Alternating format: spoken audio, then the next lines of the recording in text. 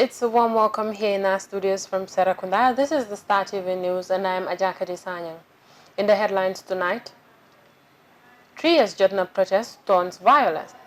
Clampdown continues as young Stabo surrenders himself to police.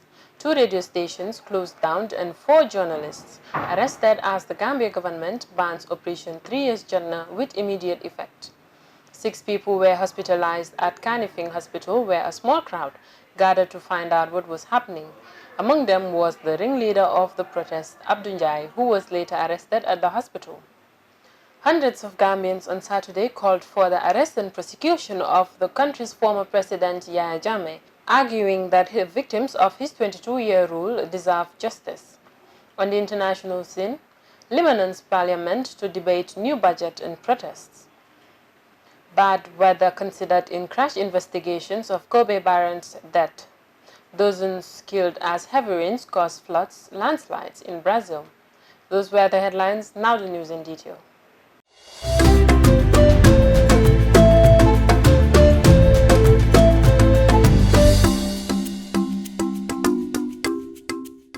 The Sunday protest, which was expected to be peaceful following the agreement between the government and the pressure group 3 years Jodna, has turned violent at Sting Corner. Jacqueline Colley filed in this report. Thousands of Gambians on Sunday took to the streets to demand the resignation of President Adama Barrow, but the protest turned violent before it could even start. Riot police fired tear gas and beat the protesters who had started gathering at Sting Corner for a walk to the Independence Stadium. In the heat of the moment, Abdul Dabo, a protester, lost almost all his teeth after being allegedly hit on the jaw with a big stone by police. Adama Barrow is nothing. It was people who made him something. So if he wants to abuse the power we gave him, what we did in removing Yahya Jammeh is what we are going to do to him, Mr. Njai said. Later, 2 riot police vehicles pulled off in front of the hospital and arrested Mr. Njai in the middle of a small crowd. The Operation 3 years Jodna chairman declined the police offer for him to enter inside the vehicle. Instead, he climbed in the back of the pickup truck where he waved at the small crowd as the police vehicle speed up. He was the first taken to Kanifing police station and later moved to the police intervention unit. The police later took him to Banjul. Jacqueline Colley, Star TV News.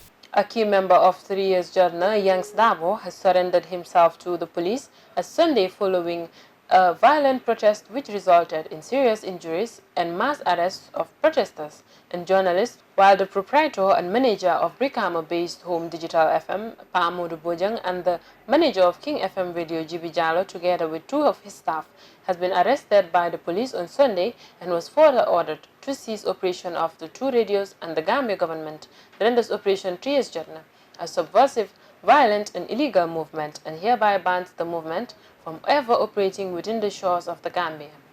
Binta Colley reports. Dabo has been an outspoken member of the pressure group that initially vowed to forcefully remove President Adama Barrow, who fails to step down at the end of the 3 years, as he promised during his 2016 campaign. Dozens took to the street on Sunday morning on Banjul Highway, but they were met with the tear gas from the riot police. The police later cancelled their permit and warned them to peacefully dispatch or be faced forcefully dispersal. This whole encounter was marked by arrests as protesters retaliated by throwing stones at the police. The confrontation has led to serious injuries sustained by protesters who were taken to the hospital. As to what may have led to his arrest and closure of the radio of Home Digital FM, Fofana said they were covering the protest live through their reporters on the ground at Sting Corner. which turned violent between the riot police and members of the 3 Years Jodna movement. He said it is a usual thing for them to cover protests live. However, he could not state if that is the actual reason of the police decision. The radio's fans have gathered in solidarity, causing some standoff with the police on the ground, Fofana said. Home Digital FM has been critical of the borough administration through its various platforms, including the Member Caring Meaning What's Happening, which is an exclusive analytical show in Mandinka. Meanwhile, in a press release read on GRTS, the Gambia government renders Operation 3 Years Jodna a subversive, violence and illegal movement and hereby bans the movement from ever operating within the scores of the Gambia. For Star TV News, I am Bintakuli. 6 people were hospitalized at Kanifing Hospital, where a small crowd gathered to find out what was happening. Among them was the ringleader of the protests, Abdunjai, who was later arrested at the hospital premises. Jacqueline Colley reports. The civil society groups led by Tango has succeeded in ending a looming tension last week, following defiance of the movement that it will protest despite police refusal to grant them do so.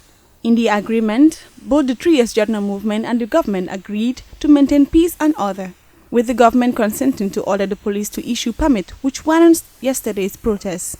The members of the movement has also declared it has no interest in forcing President Barrow to resign. Recently, the police issued the permit to the movement, declaring them to hold procession from the traffic light junction in Bakau to the Independence Stadium. However, protesters were gathered at Sting Corner on the Banjul Highway on Sunday morning. Some of them were heard stating Barrow to resign as he promised during the build-up process of the coalition. The police were also stationed at Sting Corner, where they put up a metallic barrier across the road to prevent the protesters from passing towards the city. This has led to firing or tear gas from the police end, which fueled the gathering into tension. In reaction, the protesters also started firing stones at the police, leading to the standoff. At the time of writing this report, angry protesters were burning motor tires across the Banjul Highway.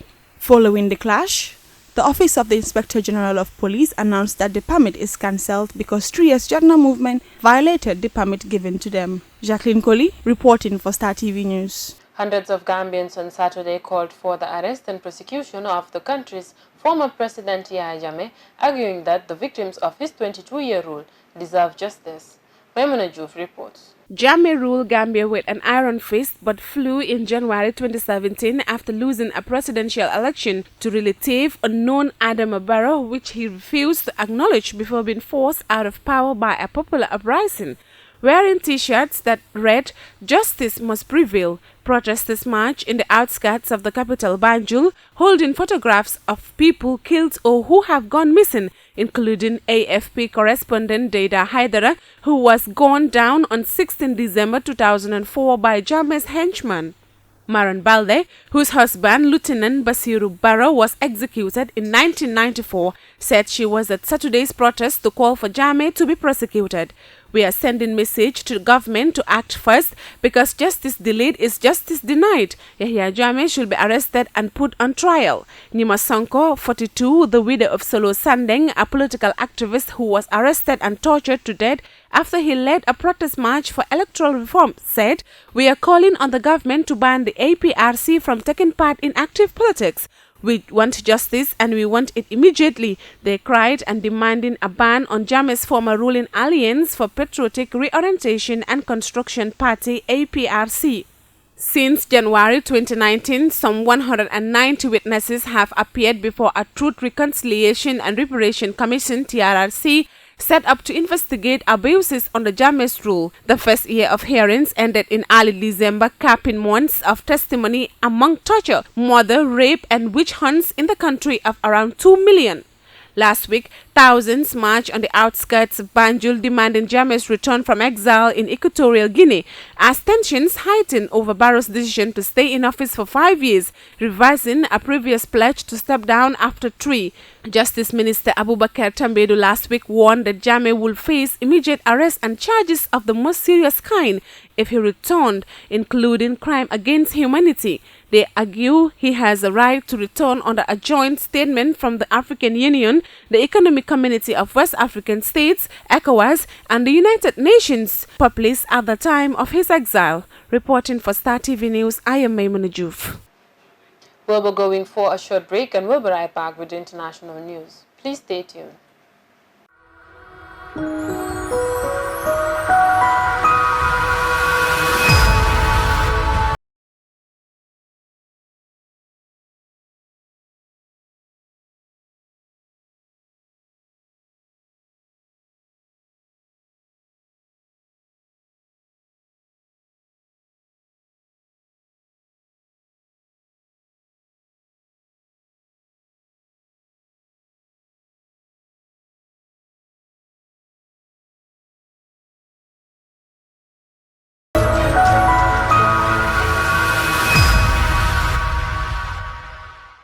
Now, news beyond our borders.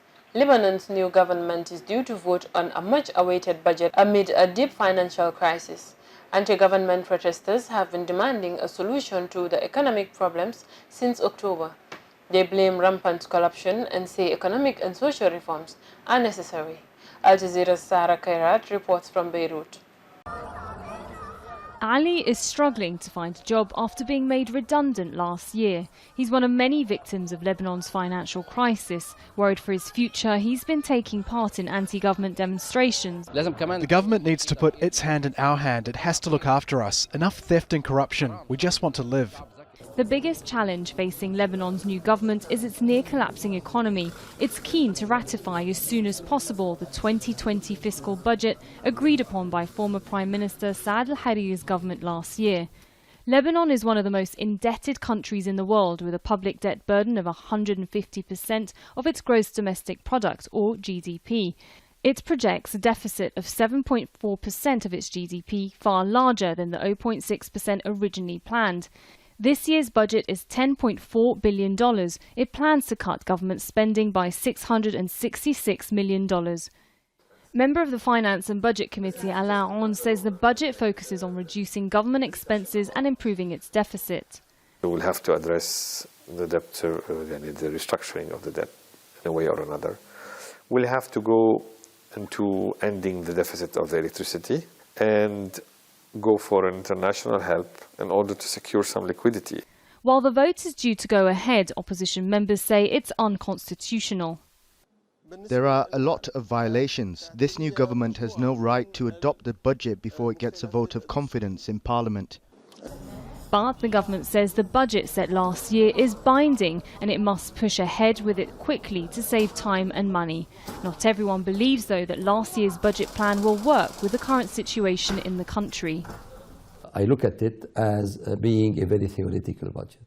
Why theoretical?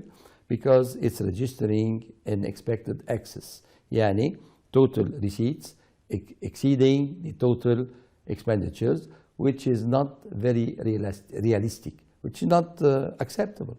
Last week, newly appointed Finance Minister Ghazi Wazni set a priority to secure $4 to $5 billion of soft loans from international donors to buy wheat, fuel and medication. The budget is the first symbolic, practical step. It's both symbolic and practical, but there have to be other steps after that. Lebanon has a lack of foreign currency and it imports at least 80% of its needs. Since October, demonstrators have been calling for sweeping reforms to deal with the crippling economic crisis and widespread corruption. Protesters on the street say that this year's delayed budget is a legacy of the previous government. And yet, despite some amendments made to it in December, it's still not clear whether it will tackle the economic reforms that both they and the international community have been demanding. Sarah Khairat, Beirut, Al Jazeera. One of basketball's greatest players, Kobe Bryant, has been killed in a helicopter crash in the U.S. state of California. The cause of the crash is unknown. The helicopter is Sikorsky S-76B, is a model with a strong safety record. Federal crash investigators will search the wreckage at the site. The former Los Angeles Lakers player was one of 9 people who died. He was 41. Al Jazeera's Rob Reynolds reports from Calabasas, California. Kobe Bryant's helicopter crashed and disintegrated on this hillside in Calabasas, outside Los Angeles. Witnesses said there was heavy fog and poor visibility in the area at the time of the accident. Resident Paula Dolan heard multiple explosions before the helicopter went down. Well, I heard one bang, when it was in the air, and then a second bang as it was descending, and then I heard a huge crash. On board were the 41-year-old retired superstar and his 13-year-old daughter, Gianna, as well as 7 others, including the pilot. Police have not released their names. There is wide speculation as to who the identities are. However, it is entirely inappropriate right now to identify anyone by name until the coroner has made the identification through their very deliberative process, and they've made notifications to next of kin. The cause of the crash is unknown. The helicopter, a Sikorsky 76B, has a robust safety record. Federal crash investigators will search the wreckage and more. Our team will be looking at the history of the pilot and whatever crew was on board. We'll be looking at maintenance records of the helicopter. Bryant's prowess thrilled fans in LA and beyond for 2 decades. A crowd has gathered here below the crash site. Many people are wearing Lakers colors, purple and gold. Some people say it's as if a piece of their lives have been ripped apart. He meant more than you could imagine and you could put it in words. Just the passion and the grit and the sweat and blood that he's given to Los Angeles for the basketball family is, like I said, beyond words. He was an idol. Everyone loved him. LA is very sad right now. He was a great player. That's the reason why I got into basketball, because of him. That's why I have his jersey. It's still like unbelievable for me to say that Kobe Bryant is not here with us anymore. It's just tragedy. It's just I have no words, honestly. President Donald Trump tweeted, "Bryant was one of the truly great basketball players of all time." The loss of his beautiful daughter Gianna makes this moment even more devastating. President Barack Obama, an avid basketball fan, said Kobe was a legend on the court and was just getting started in what would have been just as meaningful a second act.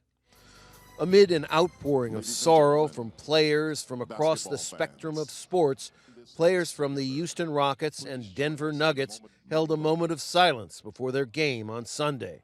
Players looked down, shaking their heads.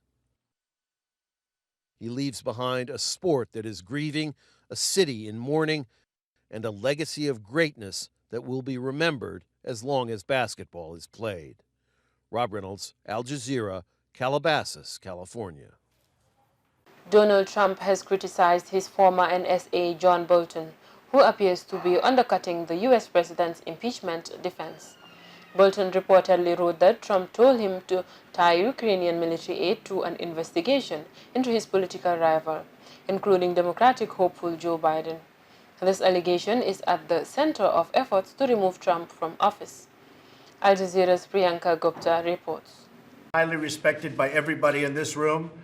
And John, I want to thank you very much. John Bolton, once Donald Trump's national security advisor, now a potential witness who could expose the U.S. president. A New York Times report details excerpts from a draft of Bolton's upcoming book. The report says the book reveals how Trump wanted to hold back nearly $400 million in military assistance to Ukraine until its officials aided investigations into his Democratic rival, former Vice President Joe Biden, his son, and other Democrats. For the Democrats, these revelations from a former White House insider seem to directly contradict Trump's defense in the Senate impeachment trial and have bolstered their demands to call Bolton as a witness. The House Speaker Nancy Pelosi saying excluding him is now indefensible and calling it a choice between the Constitution or a cover-up. Until now, the Democrats have been struggling against the Republican majority Senate to seek testimonies. If they were really interested in the American people knowing all the facts, they wouldn't be fighting to make sure that this is the first trial in history without witnesses. I can promise you this, Mick Mulvaney knows a lot more about this than any whistleblower. And John Bolton knows more about this than the whistleblower. Trump has denied Bolton's claim, saying he never told him that the aid to Ukraine was tied to investigations into Democrats, including the Bidens, and that if Bolton said this, it was only to sell a book. Trump has issued a blanket order barring his aides to cooperate in the investigation, particularly Bolton. I would rather interview Bolton. I would rather interview a lot of people. The problem with John is that it's a national security problem. But analysts believe that's just an excuse. So many presidents have used the national security camouflage to actually hide the truth, which was not a national security issue. In this case, I don't think it's not a national security issue. If it's what Bolton's saying is true, it needs to be exposed so we can actually clean up our democracy and abide by the rule of law. That will not be easy. Democrats need at least 4 Republicans to vote with them to have witnesses included in the trial. And in a deeply divided Washington, it's unclear if Republicans will rise above partisan interests and be swayed by these new revelations. Priyanka Gupta, Al Jazeera. In southern Brazil, 2 days of intense downpours in the states of Minas Gerais, Rio de Janeiro, and Espírito Santo have caused the worst flooding in decades. Dozens have been killed and thousands forced from their homes because of landslides and buildings collapsing. Al Jazeera's Manuel Rapallo reports from Betim, Brazil. It's the worst flooding in decades. Intense rains have swept through the Brazilian states of Minas Gerais, Rio de Janeiro, and Espírito Santo. One of the deadliest effects of the record rainfall has been the mudslides. The death toll from the heavy rains continues to rise, so does the number of people left homeless. Al Jazeera visited a favela near the outskirts of the city of Belo Horizonte. There we met Carlos de Barros, who says life was already hard in the shantytown. Now, a landslide has destroyed the house he's lived in for the past 40 years. I was asleep, then at around 3 in the morning I felt everything just crash on top of me. Luckily I survived. The worst of the rains appear to be over, but for many in southeastern Brazil, the troubles are only beginning.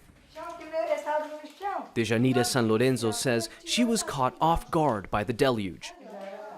Everything she owns is now soaked in muddy water that she believes is contaminated with runoff from a mining disaster that happened last year. Because of what happened with the dam, the river is contaminated, the fish are dead, and now we are afraid that this water can cause us harm. The mud is contaminated. Just smell it. In the state of Minas Gerais, many roadways have been cut off and several bridges have been knocked out of service. In some of the lower-lying regions of the Belo Horizonte metropolitan area, the floodwaters have nowhere left to go. And with more rains in the forecast, one of the concerns that many residents have is that homes that are already flooded could be completely underwater in the coming days.